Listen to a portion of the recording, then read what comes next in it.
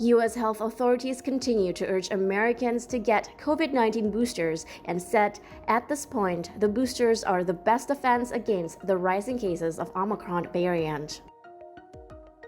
In an online press conference on Thursday, December 16th, Director of the National Institute of Allergy and Infectious Diseases, Dr. Anthony Fauci says it is the most transmissible virus of COVID that they had to deal with thus far.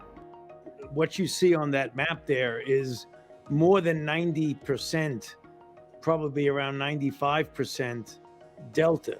So we are in the middle of a Delta resurgence because we were coming down after the summer surge that we had. A couple of things that we can make a rather reasonable assumption about. The first, that we know for sure that it is highly, highly transmissible. It is the most transmissible virus of COVID that we had to deal with thus far. It has a doubling time of about 3 days, which means if you do the math on that, you see how quickly over a period of time that the dominant variant will be Omicron, as it is in South Africa, as it is now approaching that in the UK. And if things go in the United States the way they've gone in other countries, and there's no reason to believe that that won't be the case, it will soon become dominant here.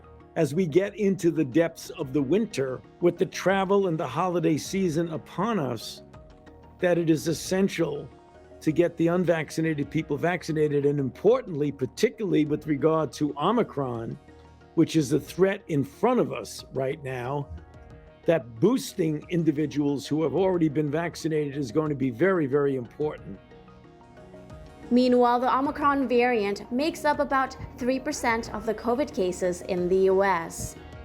The Delta variant still represents the predominant number of cases in the country. Fauci says he expects the Omicron may become dominant in the U.S. Just Tuesday, the U.S. reached the grim milestone of 800,000 people killed by the coronavirus.